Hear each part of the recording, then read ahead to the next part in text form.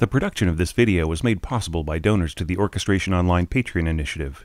Please consider adding your support to the creation of free educational internet resources by visiting our Patreon page linked below.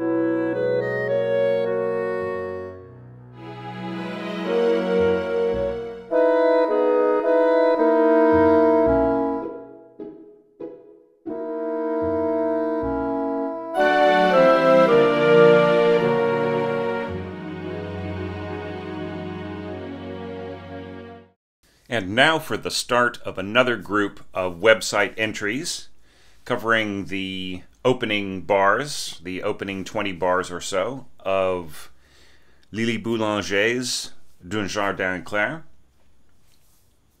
And it's just, this is a really cool collection of different takes, different levels of experience, different outlooks.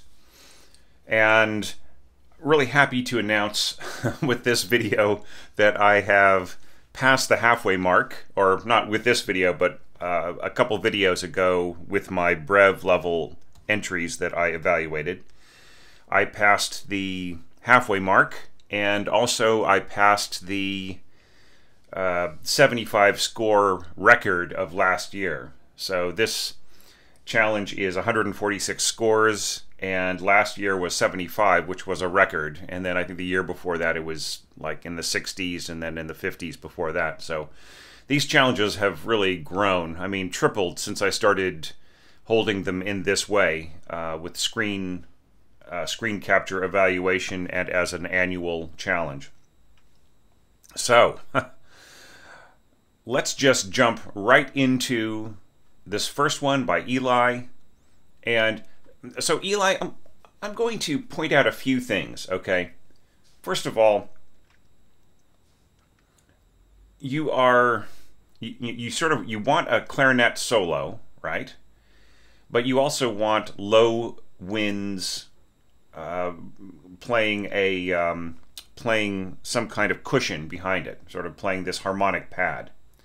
And the problem here is that in using the second clarinet as the top voice, and then using the first clarinet to play, it turns the first note here played by the second clarinet into a melody note, right? So instead of da da da da, it becomes da da da da da da da da da da da, and you can totally hear this in the mock-up as well.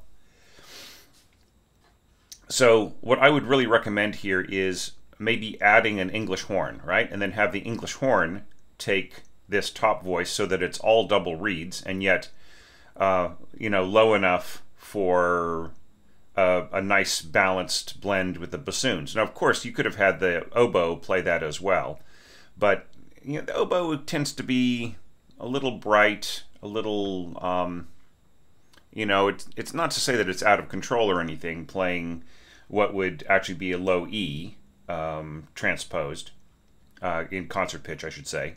It's G transposed E in concert pitch, but it's still not really ideal because you're already going to use oboe later on, right? So, but if you use an English horn as this top voice or of the harmony, right, then you can avoid having the sense of ba da da da da ba da da da da da, right, and the background can be more backgroundish, right?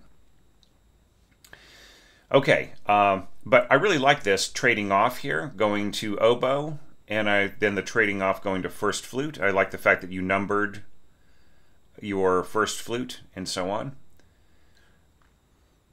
So, I mean, this score, you are really making an effort here to do things the right way, even though, like, I'm suspecting that you are a developing orchestrator. You're kind of coming at this, you know, not from a professional level, but as maybe a student or as a, you know, dedicated amateur, or just somebody who's just developing in their skills, right? So I really respect the fact that you put some effort and some thought into score preparation. You probably could have gotten rid of the piccolo, right? Because you're not using it at all. You know, and I mean, same thing with everything that you're not using, right? Just completely get rid of it. Now, of course, maybe this was just the first 2 pages in a much longer score, and you went ahead and you orchestrated the rest of it. And if that's true, I mean, maybe next year, when we go to the 2021 Orchestration Challenge, consider supporting on Patreon if you feel like just, you know, 20 bars is not enough for you, and you really, you know, you really want feedback on a bigger piece of score. So getting back to the orchestration here, you also have to wonder whether or not Lili means to surge, like when she's, you know, she has like these hairpins, like crescendo, diminuendo twice. Does she really mean for the accompaniment to surge, right? You know, does she really want ba, da, da, da? I mean, does she really want that, you know, the chord in the background to kind of fade in and out? Because you're already doing that with a melody, right? I'm not saying that you should or shouldn't, but I'm just saying think about it, right? Whether or not it's really intended, right? Now, yeah, so Leggero, I'm not sure that you really need, you know, I don't know that this is so much of a, you know, of that kind of a vibe here, right? And just the last thing is just think about slurring, you know, what, you know, by just slurring across all of the notes, what are you failing to emphasize by starting, you know, articulating a new set of notes, right? You know, ba, as opposed to da, da, da, da, right? Or da, da. There's a bunch of different ways to end up slurring this, right? Okay, but I mean, everything behind it, like this, the scoring here is great. I love the way that it relaxes out of the tremolo. That's fine. All right, now going on to the next thing. So my problem here, okay, is that you really are using the clarinet to take the lead everywhere, right? So it's almost like a piece for clarinet and orchestra. If you want to avoid that sensation, then just, you know, or that impression, then you know, trade it around. I mean, honestly speaking, a lot of people have been doing this with flute as well. You know, they've been giving the melody to the flute everywhere. So, you know, or could it be a place where, you know, could it be this situation where you might want to contrast between different sections playing different things more than you are, right? Like, I mean, I really love this right in here, like the contrast between the winds and the strings, but then we're just kind of going back to clarinet, right? Every single time. There may be something in the the way that you've set up the mock-up where the upper voice is really not getting the louder articulation, like the mezzo piano articulation, because it just seems to me like the second voice is extremely loud in all of these, like from here to there. The second voice is really loud, whereas the first voice, which actually has, you know, actually carries the melody, seems to be, you know, even though that you've got like an accent here and an accent there and a mezzo piano right there, you just barely hear it, right? So you might want to look into whatever it is, like however your application works. Okay, and then just also in general, with your system text, try to have it a lot bigger, right? Because like this tiny little italic text is just very hard to read for the conductor, especially on a really big score like this. Now, truth be told, this entire thing could fit on one big page, or maybe on two smaller pages, and that would make everything way easier to read for a conductor, right? If you're really not going to use anything but harp strings and, you know, the four basic winds. Okay, and then just the last thing I would caution you on is watch out about scoring solos mezzo piano, okay? So it's just, you know, go and look at my series on texture, balance, and function. I have a playlist on the Orchestration Online channel about texture, balance, and function, and check out the one about balance, okay? I won't repeat it over and over again, but just to say that mezzo piano really has like a, it is not really the instrument at its most expressive. It is kind of a grayer kind of a sound, you know, in terms of just playing beautiful standout solos. It's better actually for everybody to be piano, you know, including your solo instrument, right? And then you can go to mezzo piano and mezzo forte on your way to being louder, as opposed to just treating them like default dynamics, right? All right, and then here, da da da da, and I really love the way you bring in this da da da da da. That's really nice. Except, yeah, it's a little confusing. Mezzo piano diminuendo to mezzo forte, right? Da da da da da. I would actually make the hairpin just ending at the E rather than continuing on, right? When the hairpin goes to the end of the bar, it's as much as suggesting that the next bar is a continuation of that dynamic, right? So just make the hairpin that long, and then mezzo forte, I would say mezzo forte subito, right? Just to like clear up any, you know, any questions of, you know, any confusion about maybe having marked the wrong dynamic. Okay, just like anything you can do to avoid raised hands at rehearsal is what really important. All right, and then here you've got Tenuto Marks. So just being really aware that Tenuto is just the full length and, you know, and breadth of the note. It's just, you know, it's almost like, you know, rather than being a series of little ovals, it's more like a series of blocks, right? Bum bum bum bum, right? With no beautifully shaped notes. Like the shaping of the note is completely different. Instead of dun dun dun dun, it's dun dun dun dun, right? And then the pizzicato contrast is beautiful, right? And then I'm just not so sure. I mean, do you really need the it's, you know, this is the point at which I say, okay, enough clarinet, right?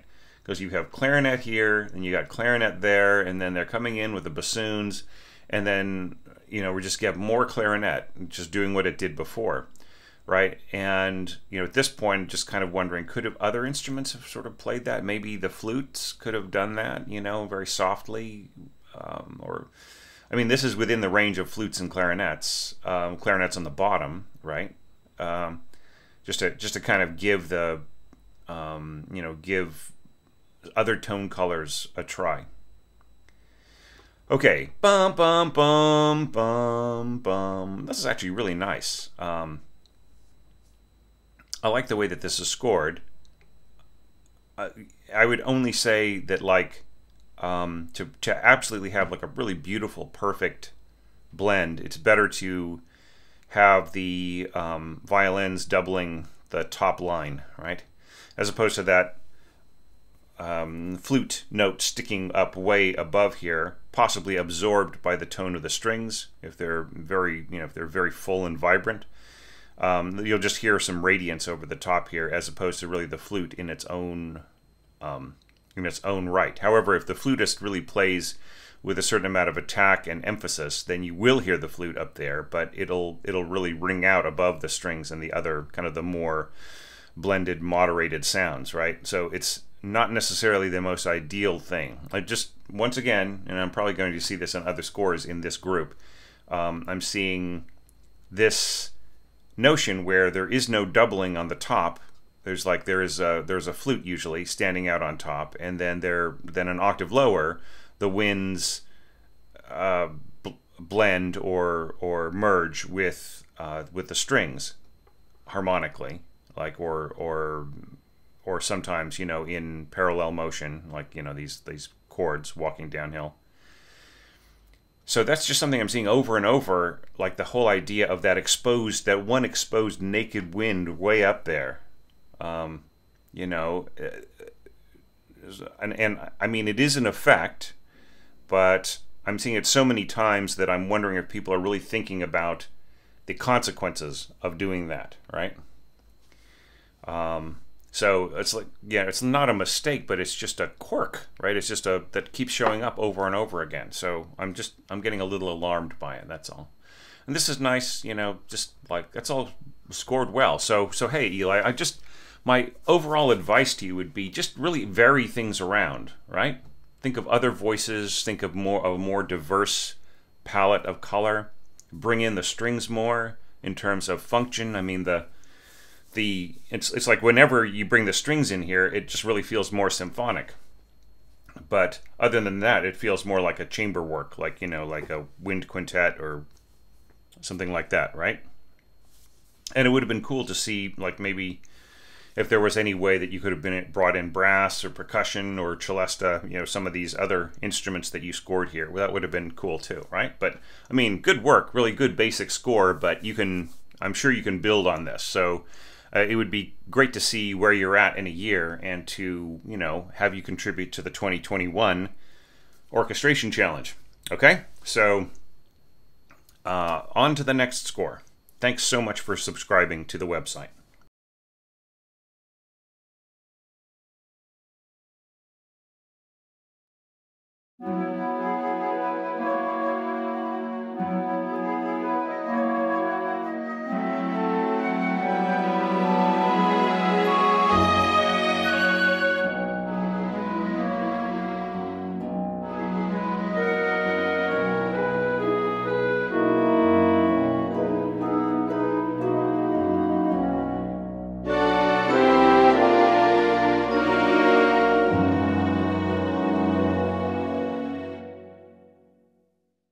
A lot of great stuff in this score by Joseph. First thing, though, I would mention, Joseph, that's probably, like, right now you've got this really, really long mezzo staccato on very long, you know, just very long note mezzo staccato. I think you should just write out exactly what you mean. If you want these notes to be slightly separated, then just put in a rest. I just think it's easier on the player, right?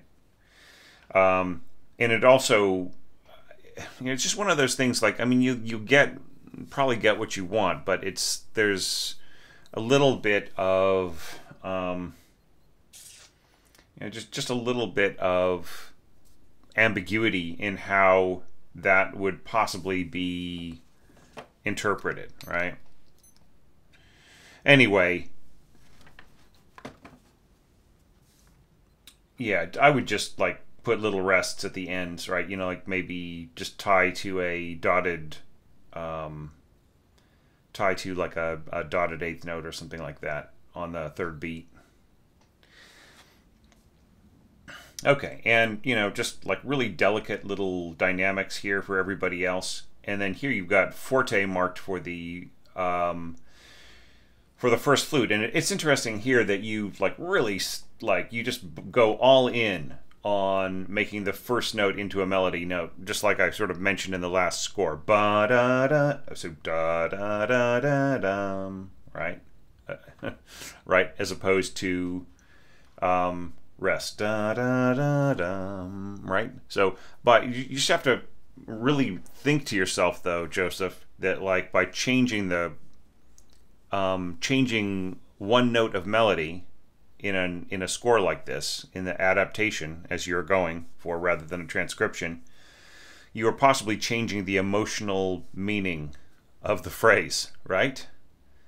It's almost as if, like, by starting on that E, the emotion is lifting up from something. It's almost like it's you know, it's almost like it's picking something up off the floor, right? As opposed to just, you know, like, almost like the first beat is like waking up, and then the melody starts as Lily opens her eyes, right? boom, da da da dum, as opposed to da da da da dum, right? So just be really careful when you are messing around with the original score. Just always ask yourself, like, what way am I changing the meaning of what's going on here?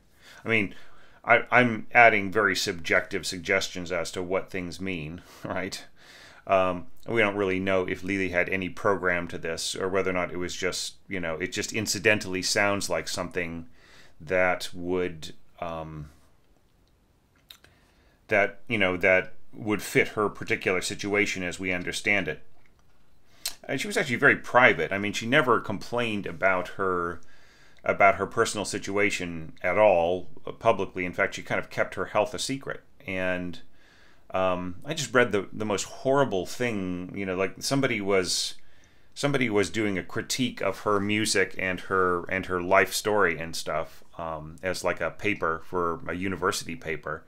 And they dug up her private journals where she had just written, like, just in the depths of her anguish, of her torment, of like her body hurting. She would write in this little journal, and she would just write, things, just how she felt bad, right? And somebody had taken this very private, personal stuff and sort of said, like, because she felt sorry for herself, she's inauthentic. And I mean, that just infuriates me, right? It's like that's nobody's business. Anyways, I'm getting way off topic. Apologies. I'll give you some extra time, Joseph. But anyways, think about the meaning of the work. All right. So I would have similar comments as to Eli's work that I just evaluated, in that you are really giving the flute, like, this is really like a flute piece, right? That flute states the opening melody, flute states the development, right? And then right at the end here, you have this, you have the little response, bum bum bum bum, right? So there isn't really a lot of other instruments involved in conveying the melody, in taking over that role, right?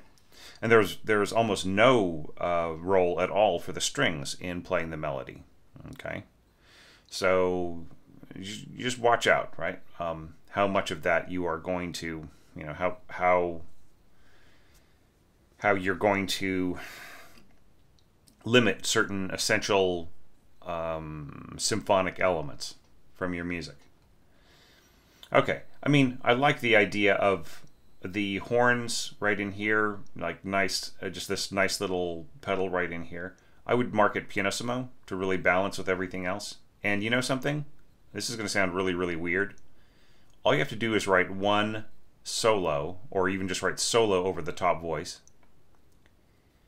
And that's all you need, and you don't need to mark it forte, right? Maybe you need to mark it forte in order for it to be heard in this mock-up. But there is absolutely zero reason why you need to mark your solo instrument louder than your accompanying instruments, unless the solo is in very very delicate territory. In which case, what I would do is I would just mark piano for your flutes, and then pianissimo for everybody else, right? Except for the strings, maybe.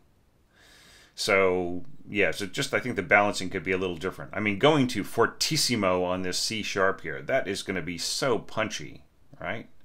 Just really screaming out there. At this point, you really don't need to balance things except for maybe the horns a bit, which you do, right?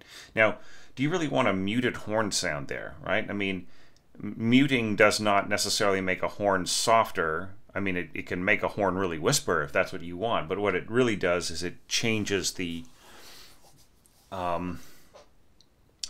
timbre of the horn more than it really changes the tonality, the dynamic. Excuse me, I'm babbling.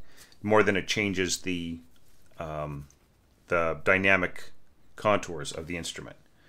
So, I mean, if you really want an incredibly soft sound there, just score pianissimo. Okay. All right. Yeah. So notice this. All right, everybody who's been basically just transcribing Lili's dynamics here. This is probably what is intended in the piano part, which is kind of like a late romantic, mid-romantic kind of way of scoring piano dynamics, right? Just like to have the dynamics that just like one follows the other. And here, Joseph has made it really clear what he wants. He wants piano crescendo, right? Rather than just just a stack of crescendo marks in a row that don't really say what they're doing, right? I really like the way that you keep everything in the background, but I really don't feel that there's any need to go louder than forte here. And I would even say forte poco, right? And then ease off, everybody ease off to piano, right? And this is strange, the way that you're pushing the strings to forte and everybody else is going soft or softer, and this, and including this I do not like at all, right? There's absolutely zero reason for your second flute to be playing this high note here. The trading off thing is kind of fun, but once you get up here into the stratosphere, just let your first player do all the work. That is their job. Their role is to be the top voice in extremely important exposed playing, right? You could even have this all be the first flute and don't worry about like the player having to take a breath here and there. That is not that long of a passage. However, as I said before, da da da da dum ba da da dum. I like this right in here. You solved the problem of the fact that this is the actual melody right here in the middle by having a nice prominent first clarinet. Now here you do not have to mark 1 and 2. We know the way that these are stacked. Now I see that you're coming off of second clarinet right in here, but everybody would know anyways, so you do not have to mark 1 and 2 here like that.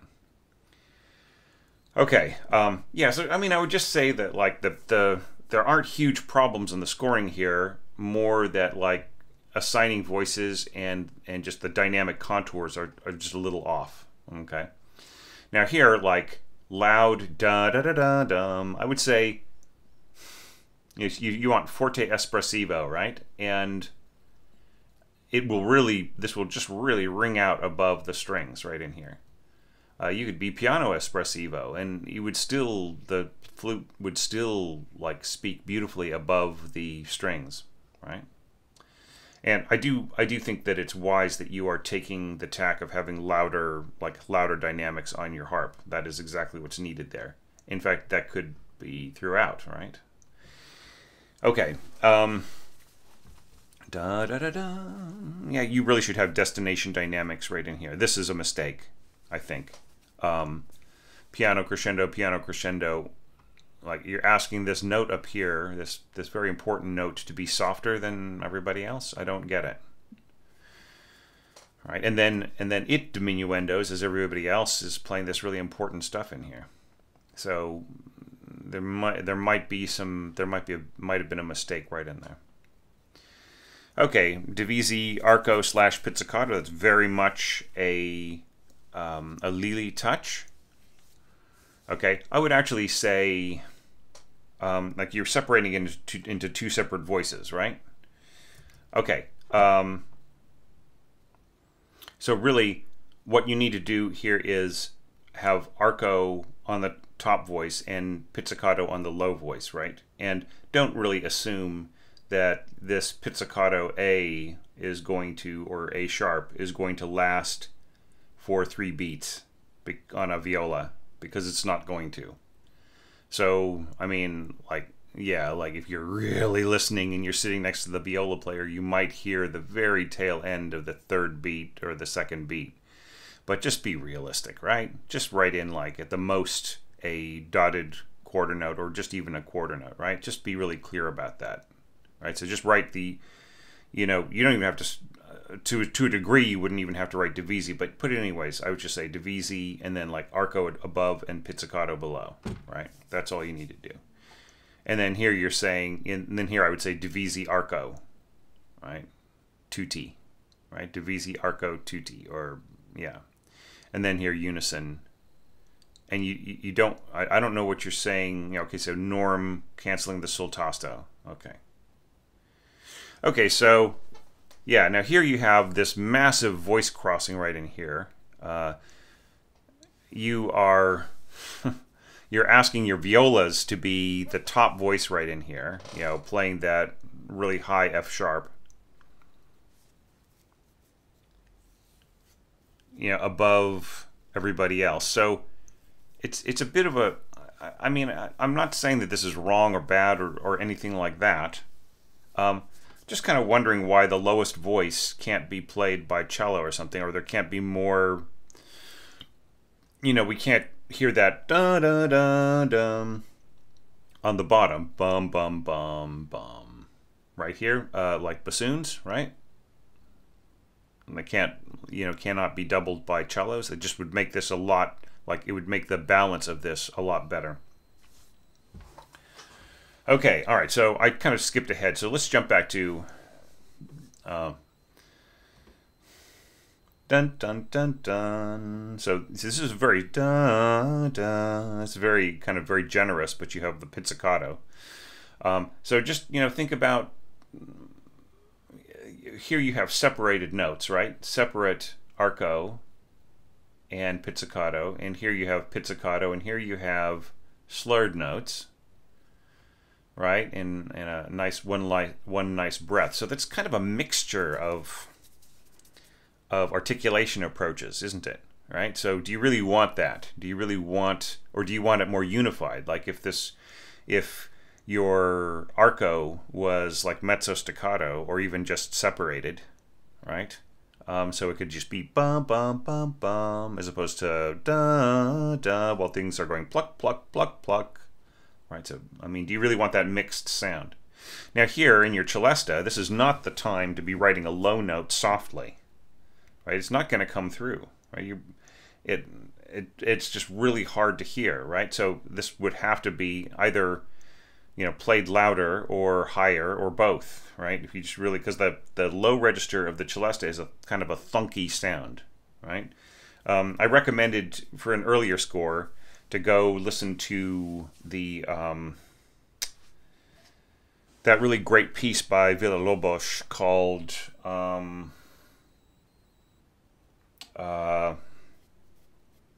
Quartetto Symbolico, with harp, celesta, flute, alto saxophone, and women's voices. Beautiful, mysterious, lovely piece. But just go listen to that piece. There's a great version by Roger Wagner, the Roger Wagner, I think, like ensemble. It was recorded in Los Angeles, I think, about 50 years ago or something like that. And it is absolutely the best version of that I've ever heard. 60 years ago, maybe. It's really just beautiful, perfect, right? That was what I was raised on, and it's still better than any version I've heard recently. And that will really teach you about what celesta sounds like throughout its range in a bunch of different ways, right? Like dynamic, and like what are its contours, very, very, very small contours. I've actually wrote a tip about this in 100 More Orchestration Tips. Okay, so not to go on and on about that, but like, see, I would recommend against this, like mezzo staccato in one voice and then legato in the other, right? And then is this slurred above and not slurred below? It's very unclear about, you know, technically speaking, something like this, when you only have a slur above on the first voice and no slur on the bottom voice, will be interpreted as separate bowing for the low voice, or they will just ignore you if that's what you intended, right? So you just really have to be clear about what you intend. And I just really don't feel that these separate articulation styles are all that helpful in, you know, because it's, you know, all you're doing here is just going dun dun dun dun right in the piano part, right? So why complicate things by being unclear or by assigning a bunch of different articulation strategies? All right, so I already talked about this a little bit. Bum bum bum bum bum. There's really, you know, I think that this works fine. The celesta is really going to disappear, though. You know, you bring the horns in at Mezzo Forte, forget about the celesta, nobody's going to hear it. Okay, especially like, and strings loud, right? So the celesta is an incredibly delicate instrument. It is just so soft. It's like a, you know, it's cradle music.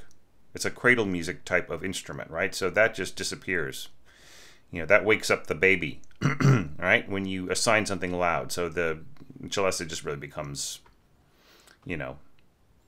useless, pretty much.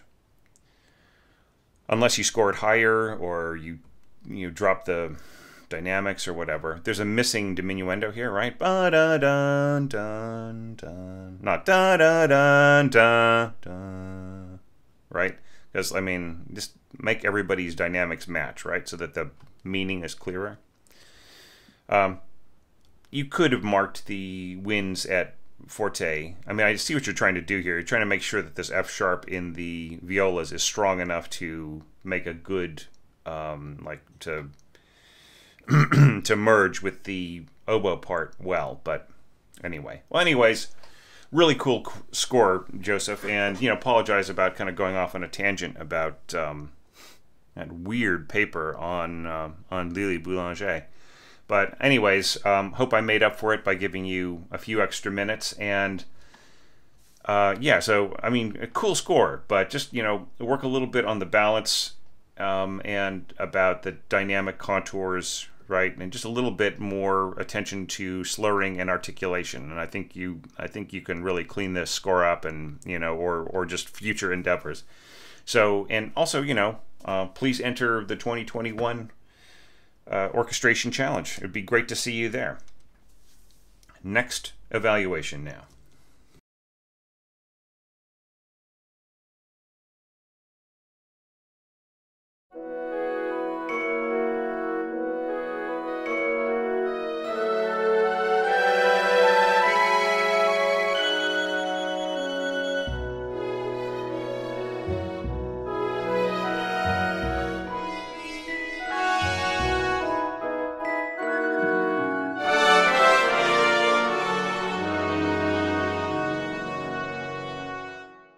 Our next score is from Hendrik Jan, and yeah, I thought that was really fun. There are a few little things about it. I'll just give you a couple of overall comments before I dive into this phrase by phrase. I noticed that you throw the resolution down here to the first bassoon. And it's kind of strange because you got this big arc that's just climbing and climbing and climbing. And then the actual functional notes are down here, right? And that is a little confusing to me because you do the same thing again, right? This is the natural place for that resolution. Bum, bum, bum, bum, bum, right? And then there's the da-dum. So that's, so this is like more, it's placed where you kind of would expect it if in terms of like the pitch of everything, the register of everything, whereas this comes in from the bottom, which I don't think is bad. It's just that the I would say that if you really want to do this, if you really want to put the resolution so low in the in your harmonics, in the scope of all of these registers, then it might be good to like try to avoid using the same instruments again. That's just like my sense there. Okay. There was also like a wrong chord right in here. It was like not it didn't have that same parallel motion. It just suddenly jumped a little too low. So you might want to check on that, compare it to the original. Okay, so let's go for a bar by bar analysis now of the orchestration. So you start off really nice. I think this all works pretty well. I might bring the horns down to pianissimo, but everything else is okay.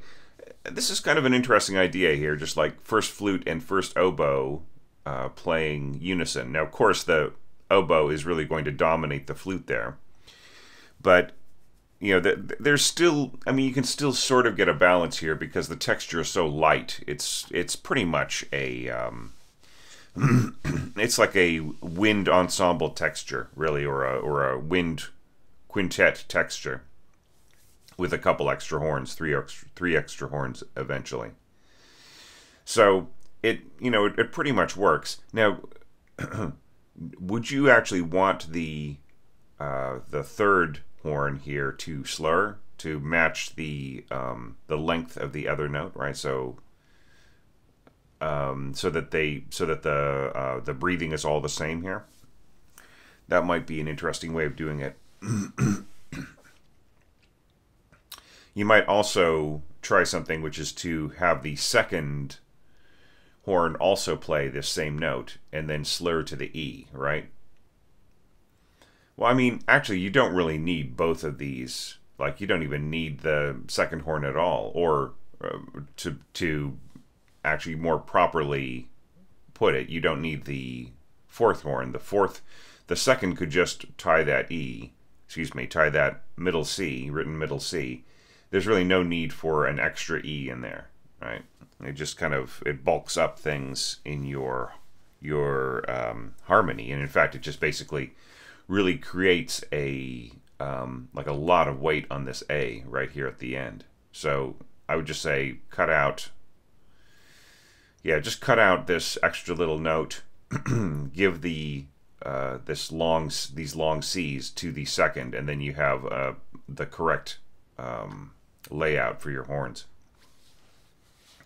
Now, I'm noticing that you're using celesta here to sort of go ding all the time, right? And after a while, it just really feels like a lot of celesta, right? Towards, by the time I get to here, it's sort of like, geez, I understand what you mean. So maybe it's better to just really kind of hold off, like, maybe this could be harp instead of celesta, these little octaves. And then you could throw in the celesta here so that it's not just too much, right? Celesta is like sugar, right? It's like frosting, literally. It's like the sweet part of the frosting. So it's, if you add too much, you just say, like, now you're putting frosting on my potatoes, right? Or, like, it was nice eating it with my little, before dinner muffin, but now I'm eating dinner and there's frosting on everything. So you have to watch out about putting too much in. And here I feel it just gets a little bit too much. If it were just on one of these phrases, maybe like the final one, like, so you cut this and then leave it in here, right? And then it's a nice echo as opposed to just really dominating things. All right, so now here we're all climbing up with this unison, right? So you've got unison, first oboe, first clarinet, first flute, and they're all just really going to town here. And boy, you're really asking your oboe to go pretty high here, all the way up to F sharp. And I mean, not that that is an impossible note. It's just, it's not the greatest note to combine in unison with flute. It's totally possible, but it's just, you've got this, and you also have this big jump of an octave that's a little awkward. You have to understand that that it's a question of embouchure, right? Like the embouchure that is going to be used to leap up from C sharp to F sharp is one thing, and then just jumping way back down to this F sharp down here, like a less experienced oboist is really going to have problems here, and a professional oboist will find it difficult, but it's still manageable. But I mean, why ask them to play something so high? When you could just go A2 flutes, right, or A2 flutes from right in here, right? I do like this little piccolo, and it's nice the way that it sort of eases off at the end. You have to be aware though that like high F sharp on piccolo has a very kind of cutting hard sound, right? Despite what your sound set is telling you. So it will really be kind of icy and this trill up here, because you're trilling up to G sharp, which is like, it's really the G sharp that is alternating with the F sharp that is, has a kind of almost a percussive quality. Okay.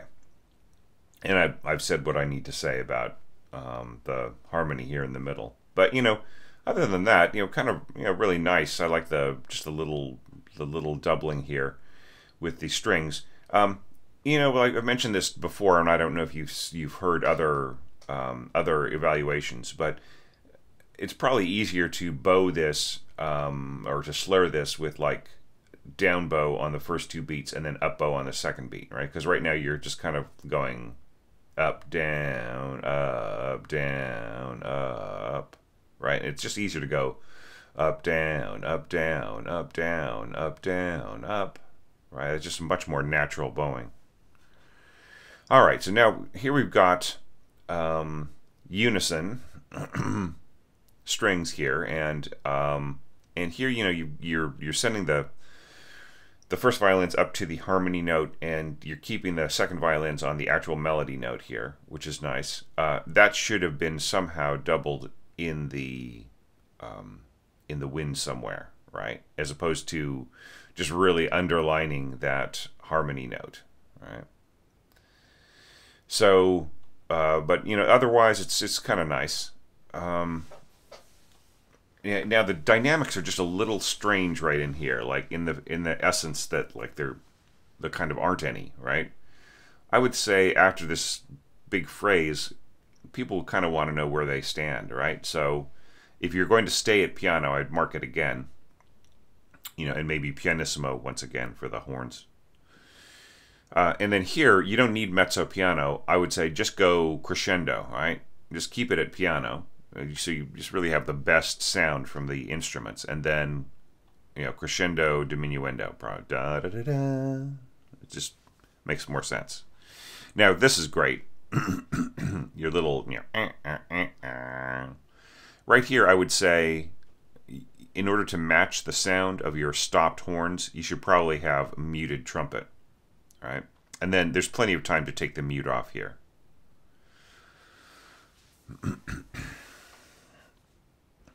So yeah, this all works great. A little trill on the oboe, it's kind of fun.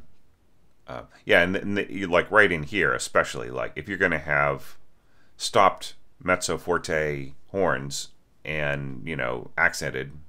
This is kind of strange. There's an accent. I can't tell if this is an accent on the rest or an accent on your first horn here, but I mean, if this is intended to be accented, they should all be accented, right?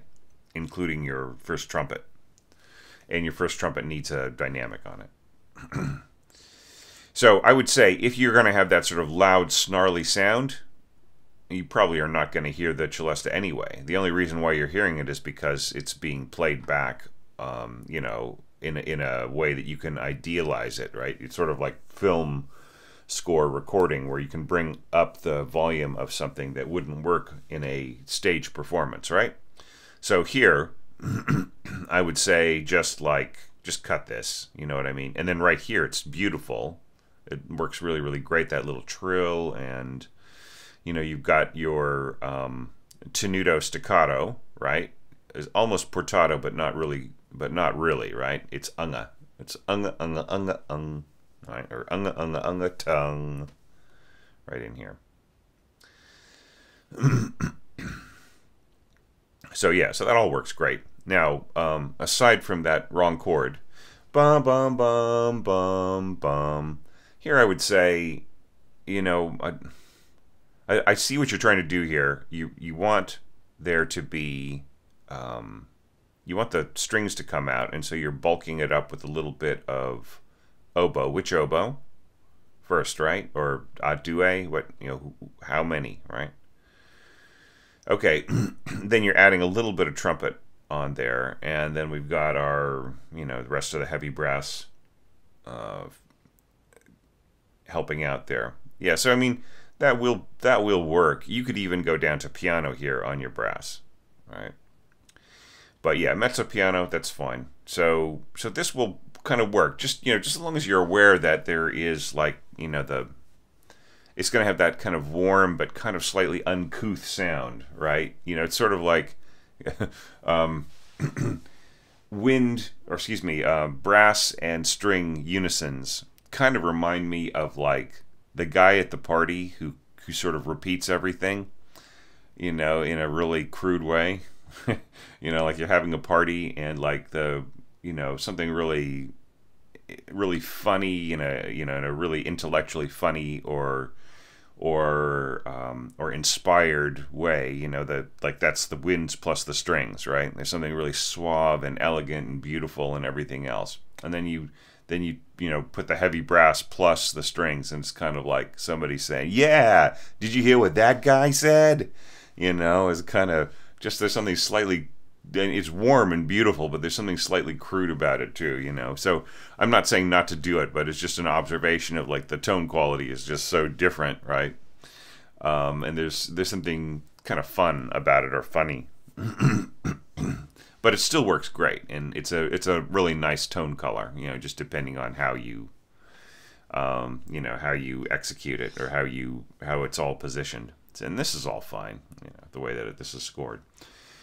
So anyway, very, very cool score. Really enjoyed this. Thanks so much for being a subscriber and giving us one of your scores. It's really, really cool ideas, and it's really nice to give it a look over and maybe help you come up with a few alternate ways of scoring this. Okay, so let's see what the next score sounds like.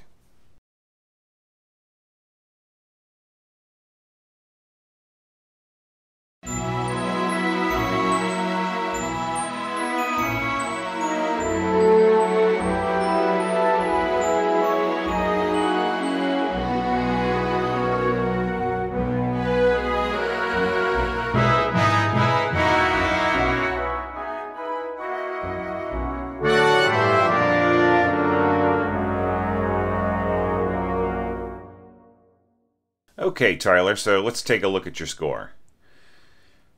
This is kind of cool. I mean, it's an adaptation, really, more than a transcription. You changed a lot of things in this. Adding this long, sustained upper pedal note, as some people might call it. You kind of change the root of the harmony, and and there's you reharmonize the second chord here and so on.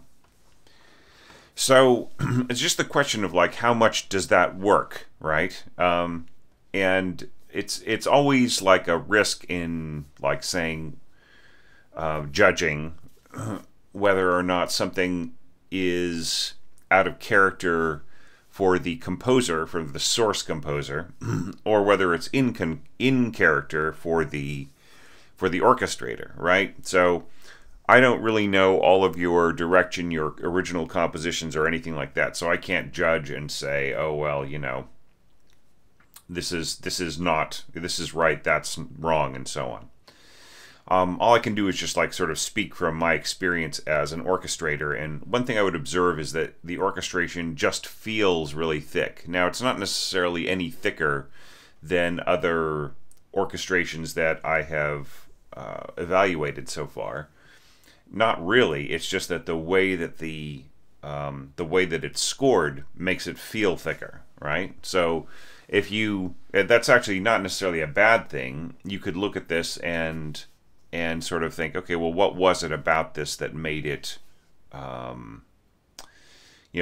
more or less thick, so that I can use that when I don't have as many instruments, right? So, one of those things was, just really having kind of intense, closely spaced harmony. And another thing is like things like this, just like, long sustained notes. Now, this is, some other orchestrators have tried this, and that is like hitting the downbeat every single time. And did you notice that it kind of gives the music a very paced feeling? Just almost like really every bar is just like ticking off like a clock, like timekeeping. So yeah, so is that a feature that you that works or doesn't, or is that something that maybe makes things a little too paced, right? So that's one thing you would have to ask yourself. And then also, just in the way, like, you know, using that A sharp, you know, that kind of leading tone right in there, you know, is that something that defines the harmony a little bit too intensely, right? So, of course, you are adapting rather than really transcribing, but you know, it's just something that turns it from an impressionist period piece to something that's more post-romantic. You know what I mean? It kind of pulls us back a decade or two. Excuse me, something late romantic, I meant to say, not post-romantic. So yeah, so it kind of, yeah, it just makes it feel more like, I'm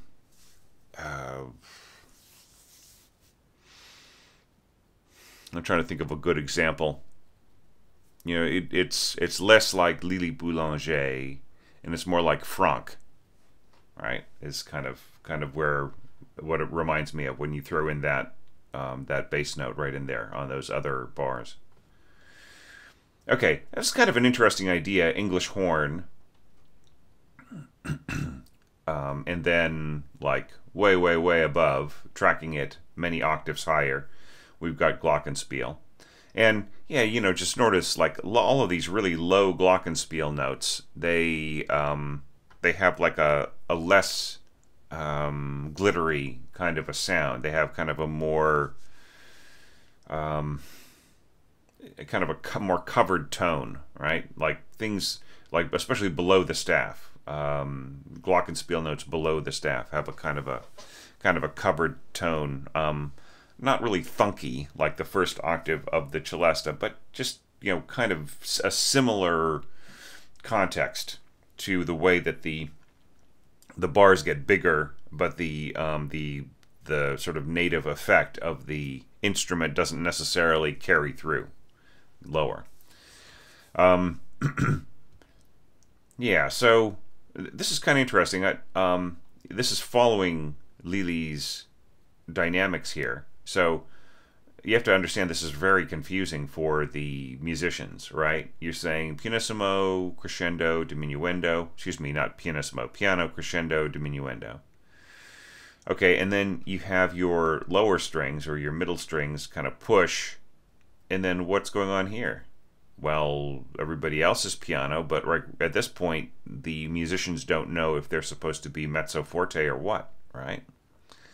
So just really be clear about what your dynamics are. Don't just, like, you are adapting music, right, rather than transcribing. So if you're doing that, then you have more leeway to use clear dynamics rather than just dumping something from the piano, right? So if this doesn't make sense in terms of the piano score being adapted to orchestra, then just change it, right?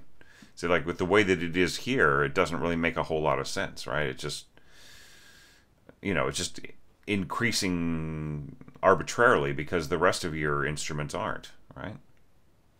Okay, so right, and this is kind of strange. You throw in this low flute note right in here. Now, this low flute note is going to be doubled by the second clarinet, right? And it's just really going to be invisible. If you had left it up an octave, right? I think it's just you kind of want something different to happen. But like, if you did want that, then you should have gone down and then up. Do you know what I mean? Just like it is in the actual original arc of the melody. Okay, now here we've got the problem of asking the horn player, the first horn player, to play softly on a high B. Okay, so that is just not going to work. So I'm assuming this is sort of piano crescendo to maybe mezzo piano and then crescendo to mezzo forte and then back again. Okay. All right, so that means that it still is supposed to be a soft note up here. So that's probably not going to work. So I would just say figure out some other soft, like, you know, if you could maybe double the top line here with trumpet, and then just don't, you know, just don't give such a high note to the first horn, then you're okay. All right, and then right here it just really gets dense with, you have 4 horn players playing softly, and they're really going to project, right? And you can even hear that in your mock-up. Yeah, it's just a really intense sound there, just like so much weight on that B, right? It's just a really cutting sound, even though you're asking the players to play softly. Okay, and then right in here, this is hugely powerful. Da da dum. How much weight do you have on that line? You've got, you got all of your string players. Let's say this is a standard-sized orchestra that is 30 people playing just these 3 notes.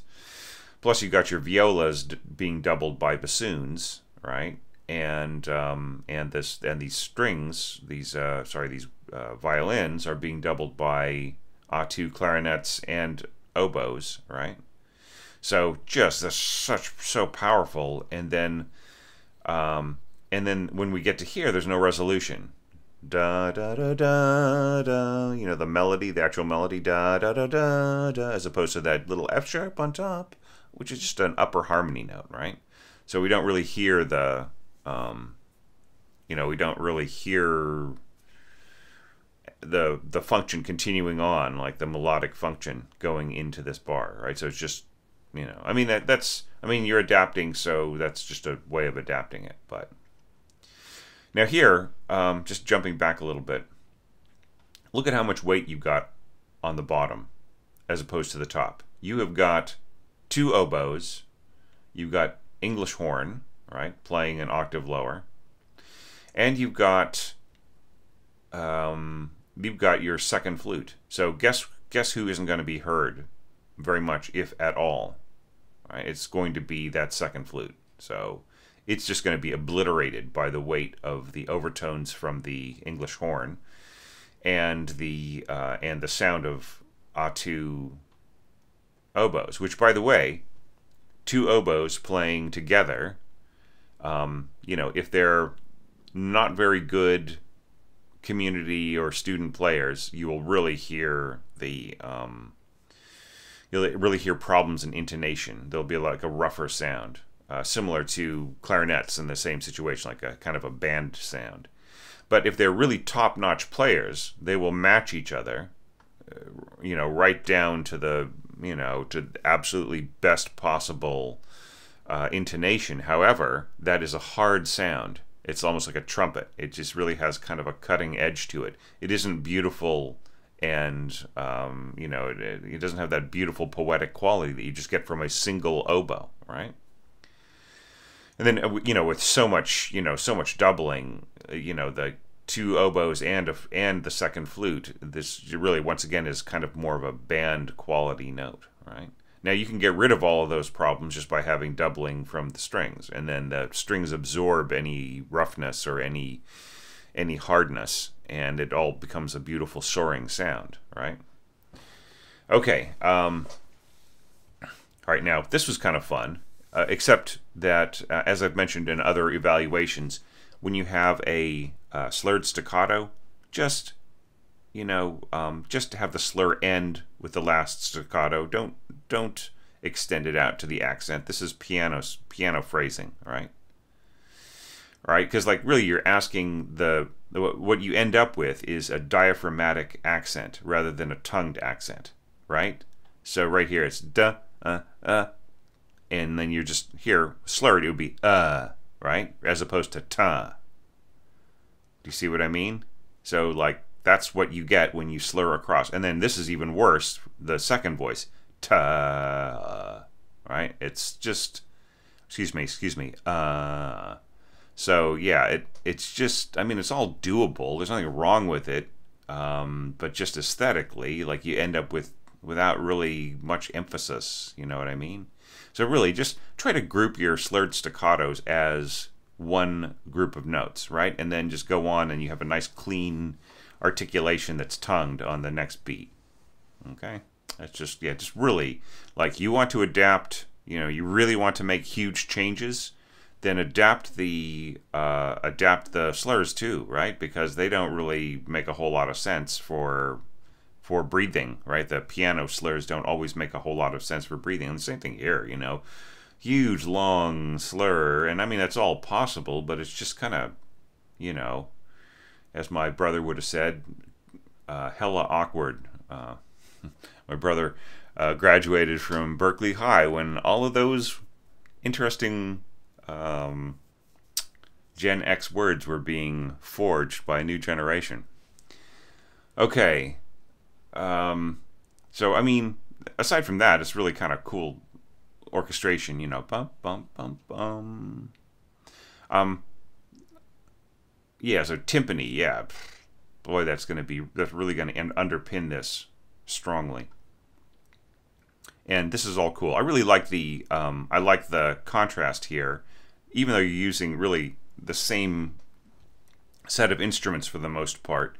You manage to get a different tone quality just dynamically. This echo is just really nicely done. Okay. All right, then. Bum, bum, bum, bum, bum. All right, so did you notice just kind of the ending was kind of coarse? Right, so I feel like there are, you know, some harmonic elements are being doubled too much. You know, like so much, you know, you have 4 horns just sitting on this, you know, low concert G sharp. And yeah, I mean, it's just, I think you need to work through the harmony here a little bit better and just see if you can find better voicings, right? It just really felt kind of brutal, to be perfectly frank. You know, as opposed to, I think what you really wanted here was something very delicate and just kind of nostalgic almost, right? And it just ended up being really kind of over the top. Maybe this is the place where, you know, these instruments could like overlap over to strings or something like that. Or if you want to keep it as a chorale here, just work out a better, you know, try not to have too much weight on any one pitch. That's the first thing, right? Is, you know, so if we were to really look this over, we've got how many notes on that low F sharp? We got tuba plus 2 trombones, right? And then just going up, continuing up, we've got like F sharp with the first trumpet and the third trumpet, and then in between we've got the trombone filling in. So there's just really this big line of F sharps going up as we go, right? And then down here we've got like the contrabassoon rooting this with a low G sharp, right? And then we've got the G sharps in the bassoon, and so you've got these low major seconds just kind of sitting there, kind of hovering in. So okay, so like you were trying to reconstruct the chord, right? So it's better just to go back to that piano chord and just to really kind of just really, rather than doubling things in different octaves stretched across your voicing, it's better just to go back to the original voicing and see what made it work as a piano chord, and to realize those with individual voices rather than doubled in different octaves, okay? And I think that's the biggest problem, because just, you know, right at the end, I just don't even feel the body to the chord, right? Because it's so kind of, it just really feels like there's too much weight on the wrong notes, okay? Just to make it, you know, to try to avoid this becoming a harmony lesson. Okay, but you know, aside from all of that, I mean, those are like, I think it's actually better to send me a score where there's a lot of things to fix rather than send me something that's absolutely beautifully, perfectly worked out, because like that actually gets more of an evaluation from me and less of just like a, you know, of me just like cheering you on, right, and saying, oh, what a great work, you know, fantastic, and then having me go through and point out all the strong parts for everybody. I think it's better sometimes when there are lots of things to fix in the score, because that's really educational, and it's actually educational for me because a lot of times I just know why something works and it doesn't without having to define it in words, right? And so when something doesn't work and I explain it, I also feel like I educate myself. You know, just the process of putting into words why something works or doesn't makes me a better teacher, right? So anyway, so thank you for that. Really, just really enjoyed this score. And I mean, despite the fact that I pointed out a lot of problems, it doesn't mean that the overall approach is wrong. It just means that you could fix a lot of different things and then, but just hang on to your original vision of this, which is pretty strong, right? Okay, so let's just keep going. It's early in the morning here in New Zealand. I'm really enjoying this. Let's see what the next score is like.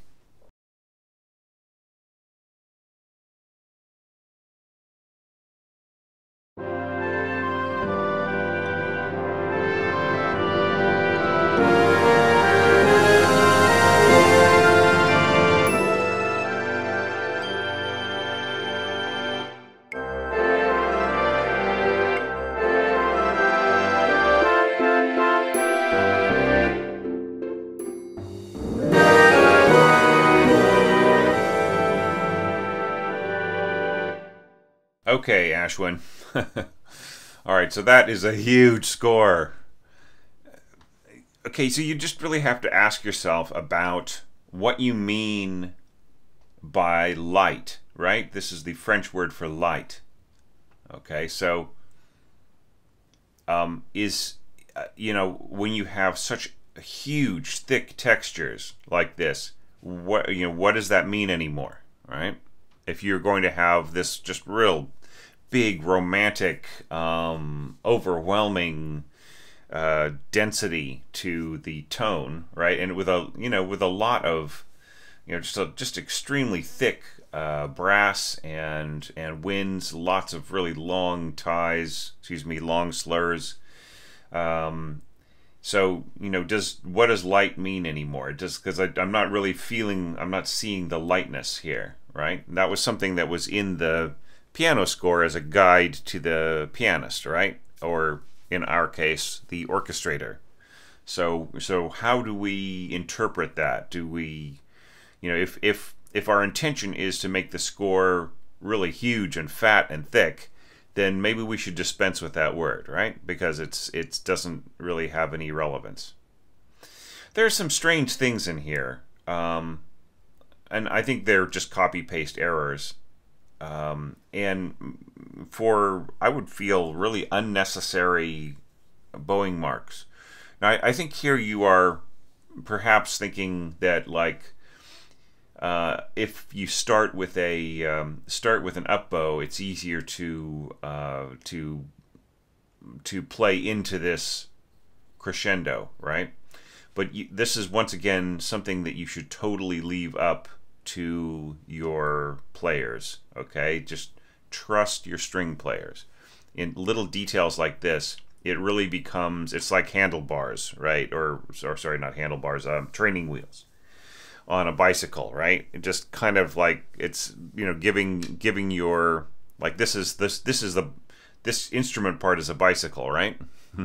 And we're all going to go on a big bike ride together, right? Except here we put some training wheels on to sort of just let the players know what they should be doing, whether it's obvious or not. And the players know very, very well what needs to be done. So what's going to happen is that they will just completely ignore anything you've written in, scribble it out, and then write in their own marks. But look, even if you did have a good idea about how you should bow into something, then you do not need to say it over and over and over again. That will actually get the players annoyed, right? That's the point at which they will be saying, geez, what is this with this, with this orchestrator? Doesn't he just trust us? And then, to make matters worse, the copy paste error works its way into your parts of people who don't use bows, right? So now they're looking at the contrabassoonist is looking at this bar and they're saying, what's this mark? Is that some new kind of accent? Oh, right. That's like a up bow mark for the double bassist, right? So you just really have to watch out for things like that. So you added an unnecessary mark for the strings and then it made its way into the winds, right? Okay, so the other issue here is that you're using an extremely delicate instrument, the harp, to just kind of outline some of the harmony, and also play these very, very delicate little harmonic notes. Okay, and they're just gonna, like, nothing about this harp part is going to make it through. It's such a huge, thick texture. Not even at the beginning will you really hear it. I mean, you can actually tell that from the mock-up, right? So this is one of those things where mock-ups can actually sometimes work really good. Like, they can work really well in your favor in kind of telling you what the dynamic balance is going to be, unless the mock-up sound of the harp is really turned way up because the designers kind of know that people are going to be asking for harp all over the place and they're going to want to hear it, right? Rather than boosting it in the mix. So, yeah. So I would just say, like, the harp is just wasted here, right? I mean, by the time you get to this forte here, about the only thing you could hear from a harp would be, like, maybe a glissando or something, right? Not that I'm saying that you should do that. And even here, you know, where you have forte strings and you've got you know, got trumpets and winds and so on and so forth, the harp just cannot be heard. Now, right here, it's great. Like, you got pizzicato, soft pizzicato, and harp and everything else, and you can hear it fine. Now, here, you write out your glissando. That's completely unnecessary. All you need is just this little diagram here, and the start note and the end note with a little line going from one to the other. Okay? So, yeah, so just, you know, don't bother writing out your glissando, okay? It's just like the player, you know, talk about training wheels, right? That's also like training wheels, like writing out every single note. Now, maybe the application that you're using wouldn't interpret it correctly unless you wrote out all the notes or something like that, then that's fine. But just, you know, just be aware that I'll be judging your contribution based on what I think you know about scoring. Right? Okay, and you know, once again, you are glissandoing up to chords that won't be heard, right? So it doesn't matter that you are bringing down the volume of the heavy brass here and stuff. Nobody is going to hear these harps really. They might hear the first chord if we were a big rolled chord, but you might be better off just having a glissando that went all the way up to the higher G here, right? It's cool the way that you worked out the harmony there. That's nice. Okay, but just, you know, 2 octaves higher, and then just, I would say, just leave the harp out, because nothing, you know, nothing about this is really going to come through. Okay, well, look, there is a ton of stuff in this just because the orchestration is so thick, but just an overall comment about the thickness of the orchestration. Once again, I keep coming back to that, and that is the problem that we have here, okay, if there is one, is that everything is big, right? There are a couple of little contrasts here, but the general approach here of all the orchestration is just piling on, right? So the beginning is huge, just practically every single instrument playing. The ending, same thing, excuse me. And then, you know, as the development goes, even though it's not loud, it's still just engaging most of the players, right? So the thing is, it's sort of like, it's kind of like a big block of cheese, right? It's just like, it is just one thing, right? It's not like a landscape where, you know, there are rises and falls and there are misty valleys and little interesting corners and flashes of light and spots of darkness, right? So I just think that, you know, I mean, I look at this score and I see the excitement and I see the enthusiasm, and I don't want to dampen that, all right? I don't want you to think, oh, geez, Thomas is tearing me to pieces here. That's not it at all. But what I'm trying to say is that, like, you know, that great talent that you are exercising here, you know, the potential, you know, maybe just like the enormous scope of things isn't like necessarily something that fits the music, right? You know, like, what is the meaning of the music? You just sort of have to ask yourself, right? Is it, so it's of a bright garden, right? And it starts with growing anticipation and excitement, and then it releases into like a development of that, but it just like sort of like relief, right? So like I interpret that in a very narrative way. Lily is looking out of the window, yet she's woken up, she's feeling great, and she stands up, and she just knows that it's something that she can do, right? She can get out of bed, she can go out and enjoy herself. You know, that would be precious for her, right? So, you know, just little contrasts, and she's, you know, yeah, so just, and then an overwhelming emotional response, right? So yeah, so just, I would say, like, think about, you know, what does the music mean, and have that be the baseline for how you're going to approach it in terms of the scope of your orchestration, okay? All right, so I'm just going to add a few little comments about, like, the structure here is just, it's extremely dense, right? The way that the way that the harmony is interpreted all the way through the winds, and then, you know, also it's just very kind of blocky brass right in here, and just really big octaves here, and just like reaching higher and higher and higher, with a stack of first horn, clarinets, oboes, and flutes, I meant to say, and piccolo on top, right? With just a little bit of string accompaniment. So I would say, if you really want something like this to soar, you have to watch out, because, like, the whole essence of tremolo, you know, in front of such huge, like, winds and brass kind of chords, may not come through as well as you think it is, if the instruments are playing so much divisi, right, in the first place, and when they are kind of doubling, or they're covering some of the same notes that are being played by all the other instruments, right? So there's just not enough time for me to talk about all the ways that it would work. But I would say that in this case, the overtones and the doubling pitches of the winds and brass are basically going to cancel out some of the excitement of the tremolo, some of the effect of the tremolo. Okay.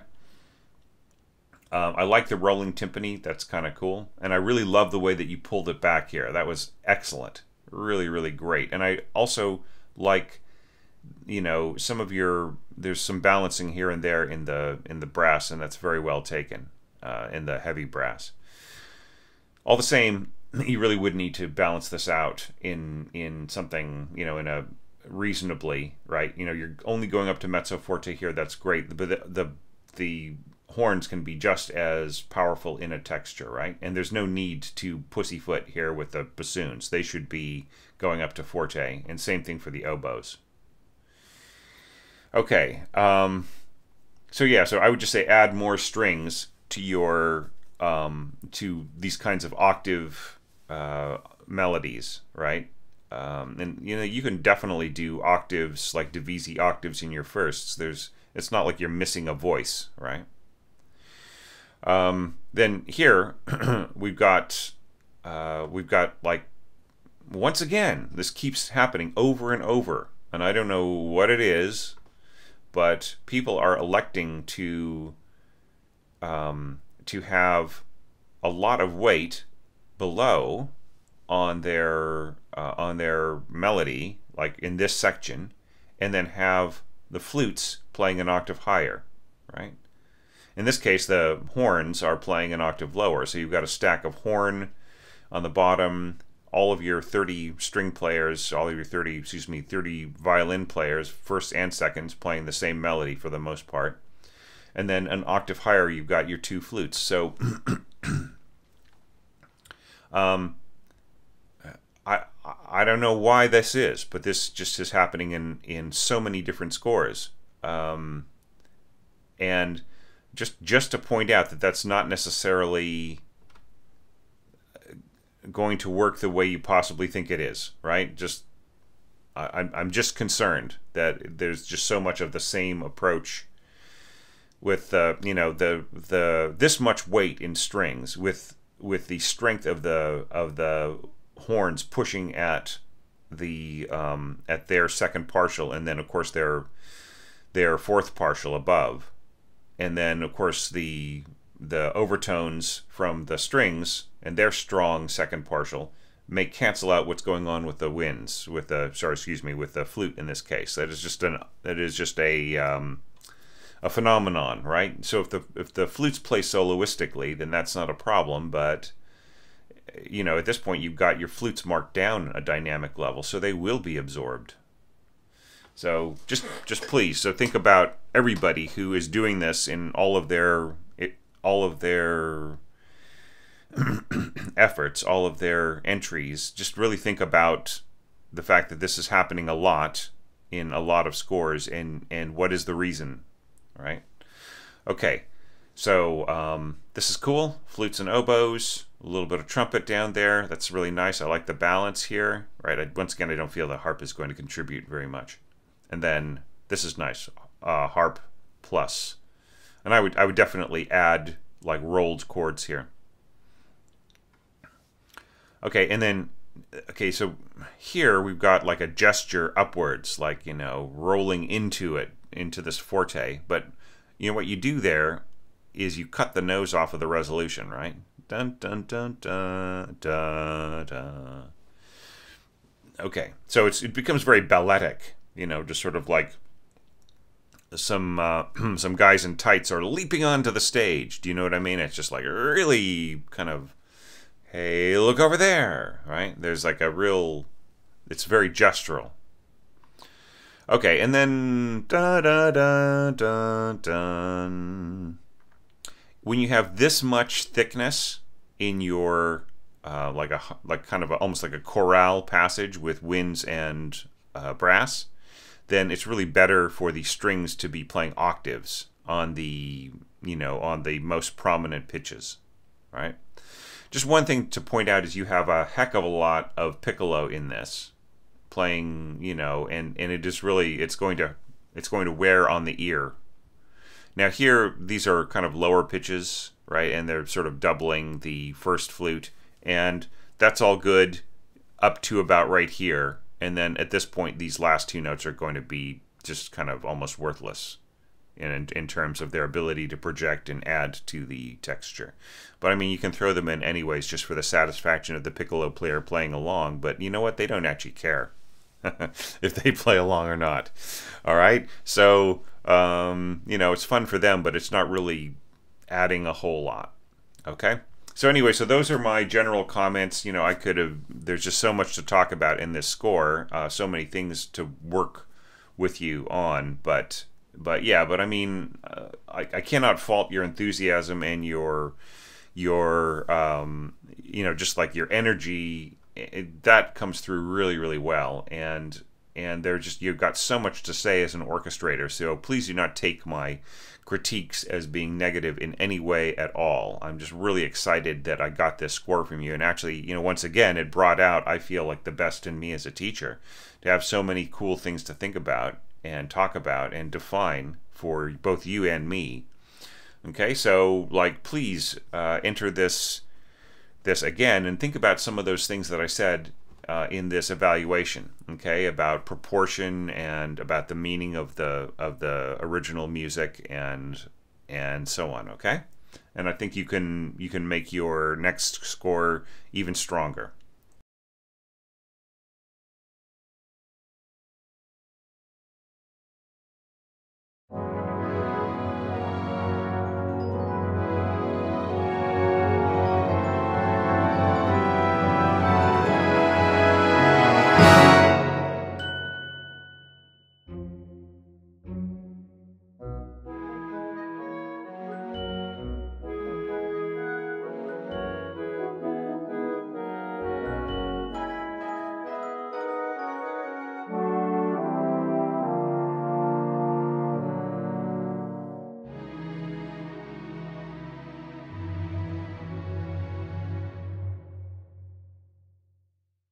Ah, what a fun way to end this group of very thought-provoking scores.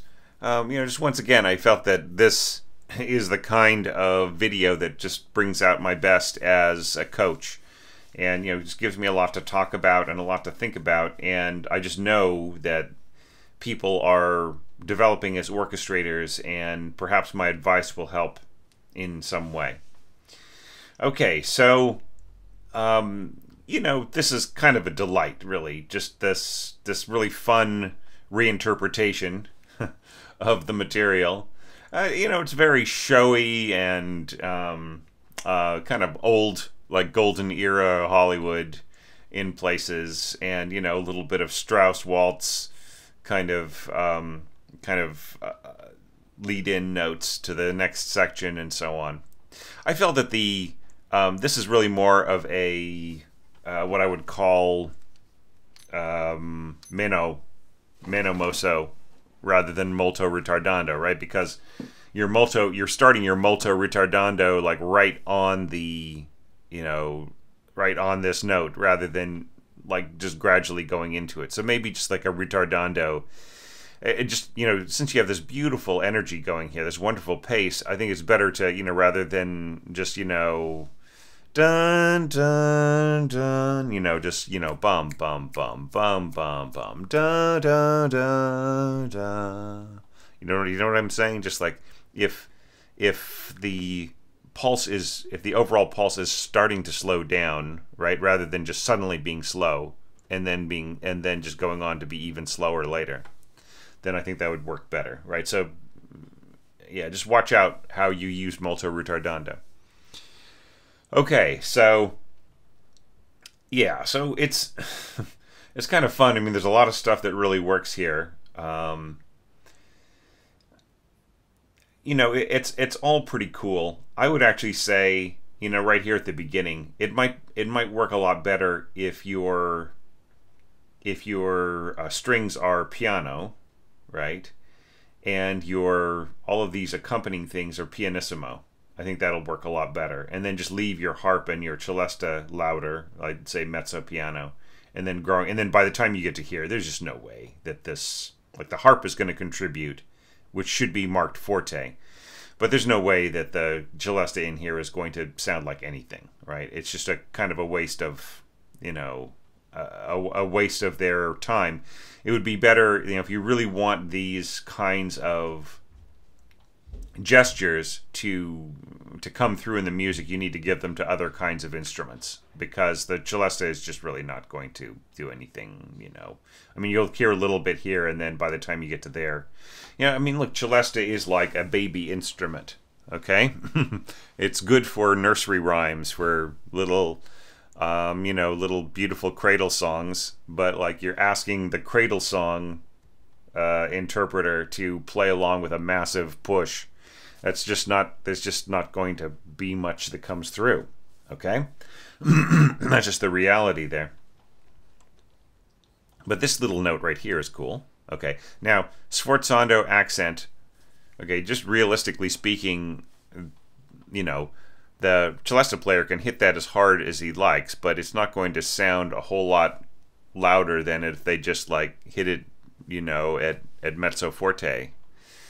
There is a definite narrow range of dynamics that are available on the celesta. So celesta can play very, very softly, but like it cannot really get loud, right?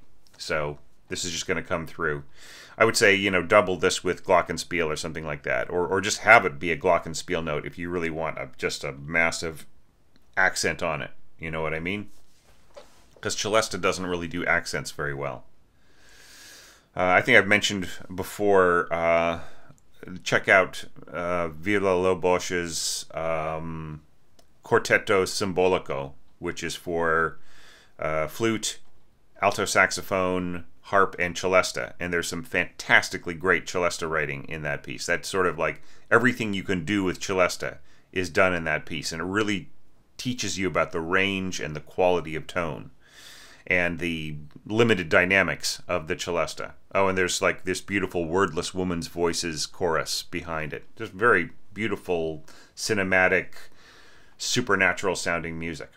Okay, so, you know, having said all of that, all of those critiques, I think that, yeah, if you just start here from pianissimo and then you push forward to mezzo forte, then you've got a good balance. You do not need sforzando on this. I would say just push forward to mezzo forte accent, right? And then just leave the sforzando and everything else, the big stuff for the strings and the and the winds, and then you'll have a good balance in there. These are all really cool little gestures right in here. You got a nice big wind section in here. I kind of thought it was cool the way that you bunched up the you say cor anglais, but it really seems like third oboe, right? And like here you say 3, not cor, right? So I'm just assuming you just have 3 oboes here. I mean, this is a lot. I would rather have the third part here, the third voice being played on a third oboe. I think that that makes a whole lot more sense. Rather than having the bottom part being played by cor anglais, especially if you're going to go up to this F sharp on a big accent, right? So I mean that note right there is C sharp for the English horn, which is, you know, I mean it's totally possible note, but it's not necessarily like the strongest note for the English horn to play, right? This is all good.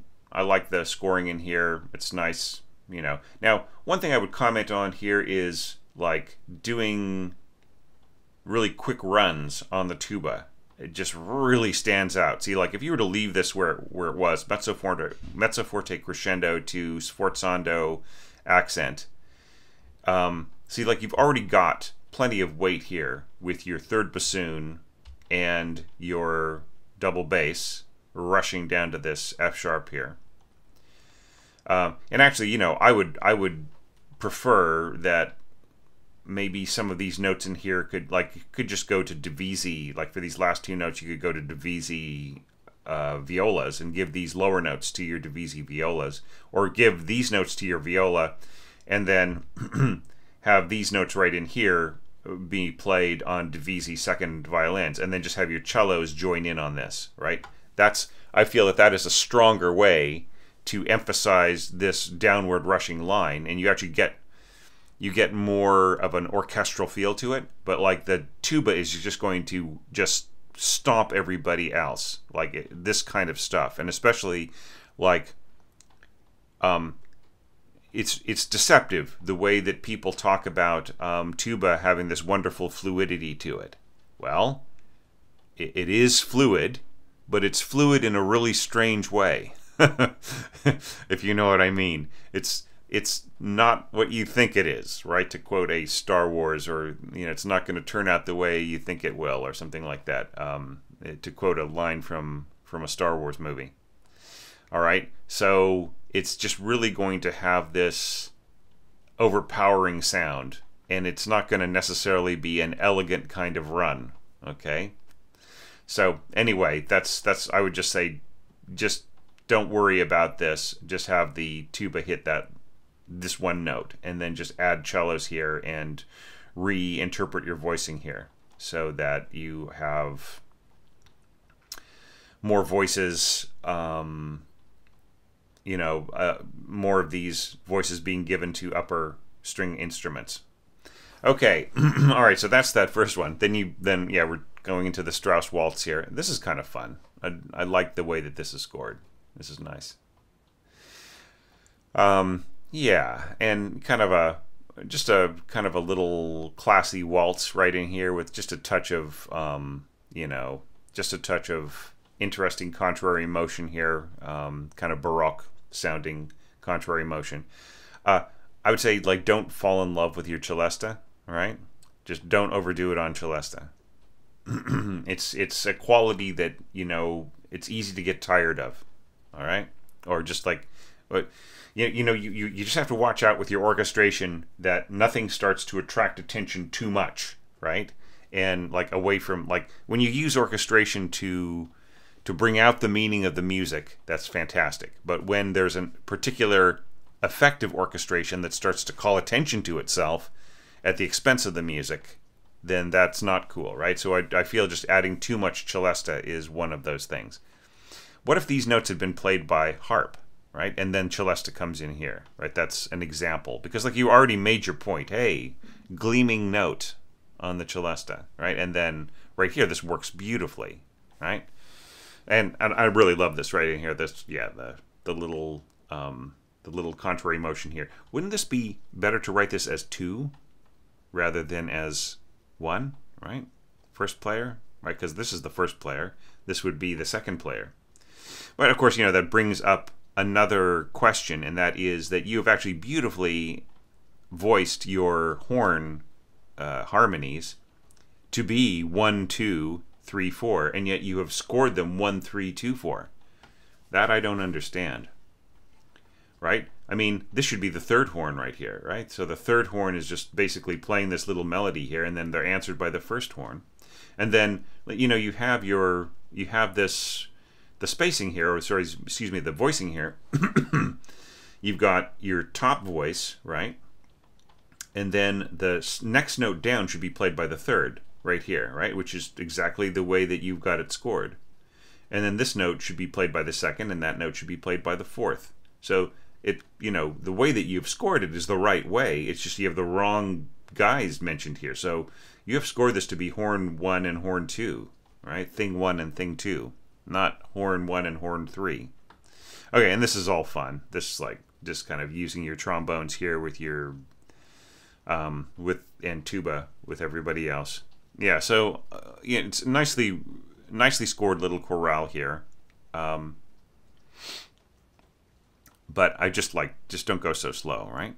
And there's no need to slur it like this, right? And this could be completely unslurred, and you could write piano legato, and it would sound great, right? It's just easier for the trombones just to play it legato, right? Because they cannot actually slur like this, right? In this kind of diatonic motion, they can slur like. They can slur over their over the harmonic series, but like slurring a scale or a walk up and down, that is something that they actually can't do, right? So they can fake this idea of the slur, but if they were to actually really slur it, you would hear weird changes of position on the slide, right? So it's easier for them just to not have a slur and just to say legato. And if that's going to be the approach there, why can't everybody match it, right? Because it'll sound just as smooth, probably even better, right? And then also they can bring out certain notes, da da da da, right? So da, just really there's no emphasis on any note when there is no articulation of tonguing, right? And this is really lovely right in here. You just like the answer by the strings with just a little bit of rolled timpani. That's very nice. So yeah, really lovely, just pleasant to listen to, innovative, fun reinterpretation, and great way to bring this entire video to a close. So thank you everyone for your contributions. Thank you for for subscribing to the newsletter. Actually, I know there has not been a newsletter, but there will be one recently. There will be one soon. There hasn't been one for a while since I went into the evaluation stage, which has just really been taking a lot of energy. The 146 scores, but I'm getting through it. And because I really, I don't want this to just be like me saying, yeah, okay, here comes another evaluation.